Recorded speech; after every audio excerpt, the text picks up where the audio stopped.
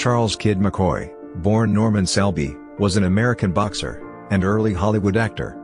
He claimed the vacant world middleweight title when he scored an upset victory over Tommy Ryan by 15th round knockout.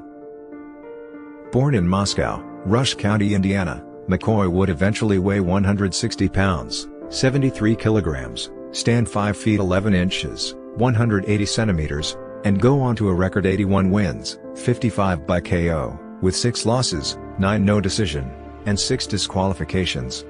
McCoy was noted for his corkscrew punch, a blow delivered with a twisting of the wrist.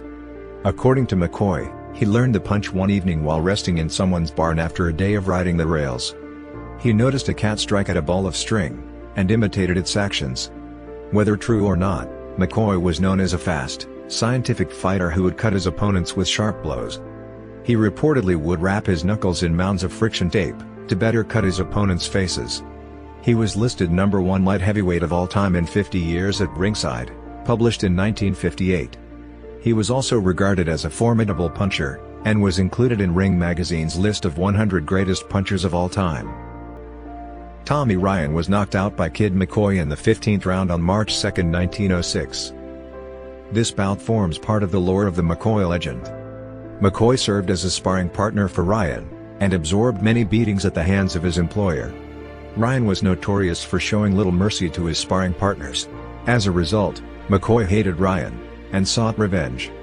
It is alleged that McCoy, who appeared thin, pale, and frail, persuaded Ryan that he was seriously ill before their fight. McCoy, who was famed as a trickster, purportedly rubbed flour on his face so as to appear deathly ill. Ryan is said to have fallen for the ruse, failed to train properly, and was not in top condition for the bout. Whether true or not, McCoy scored an upset win over Ryan in a fight billed for the American and World 154 pounds middleweight title. Another one of McCoy's tactics was demonstrated while McCoy was on a tour of Australia and some other Pacific islands. To supplement his income, he would take on all comers. In one unidentified port, McCoy, who scarcely weighed 160 pounds, 73 kilograms, agreed to box a huge native reputed to weigh in excess of 250 pounds, 110 kilograms. McCoy watched him train, and noted the man fought in his bare feet.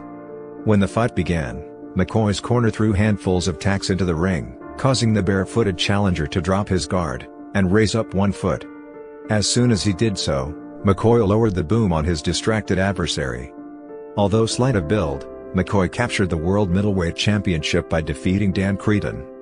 McCoy never defended the title, choosing to abandon the crown to enable him to pursue the World Heavyweight Championship. Despite his handicap in size, McCoy battled the best heavyweights of his era, and defeated Joe Choinski and Peter Marr. He was defeated by Tom Sharkey and Jim Corbett.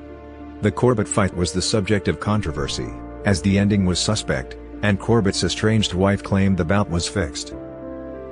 It was thought that the expression "the real McCoy" originally referred to Kid McCoy. With regard to this, once again, stories abound. One scenario involves a local tough who bumped into McCoy in a bar. McCoy, who was slight of build, and a dapper dresser, did not look like a fighter. The barroom bully reputedly laughed when told the slender fellow he was annoying was Kid McCoy. He then challenged McCoy to fight, and upon reviving from being knocked out allegedly remarked, "Oh my God, that was the real McCoy." However, it is believed that the first publication with this spelling occurred in James S. Bond's 1881 dime novel, The Rise and Fall of the Union Club, or Boy Life in Canada, wherein a character utters, "By jingo. Yes, so it will be, it's the real McCoy," as Jim Hicks says. Nobody but a devil can find us there. Skeptics, though, point out that Kid McCoy was only 9 years old when this was published. McCoy was married 10 times, performed in theater, and went west to California during the birth of the movie industry in Los Angeles. He appeared in films, including a scene fighting Wallace Reed in the 1922 film, The World's Champion. McCoy was also friends with several movie stars of the day, including Charles Chaplin, and director D.W. Griffith, who directed the 1919 silent film, Broken Blossoms, Selby's second film as actor. By the early 1920s McCoy was poor, addicted to alcohol, and out of the movie industry. At this time he was involved in a romance with a wealthy married woman, Teresa Moores. Eventually she filed for divorce from her husband. The Moore's divorce was acrimonious, and dragged on until she was killed by a single gunshot to the head on August 12, 1924, in the apartment she shared with McCoy at 2819 Leeward, Unit 212. The next morning, a disheveled McCoy robbed, and held several people captive at Mrs. Moore's antique shop, and shot one man in the leg after he tried to escape. He also forced at least 6 other men to remove their trousers, and took their money. McCoy was apprehended, and charged with the murder of Mrs. Moore's. His trial took place in downtown Los Angeles. McCoy claimed Mrs. Moore's committed suicide, while the prosecution claimed he murdered her for financial gain. The jury was split between first-degree murder and acquittal. In what is believed to have been a compromise verdict, McCoy was convicted of manslaughter. McCoy was sent to San Quentin, but was paroled from prison in 1932. Afterwards he worked for Ford Motor Company. Pause the video for a full list of all the women McCoy married. Norman Selby was one of 6 siblings, and third oldest.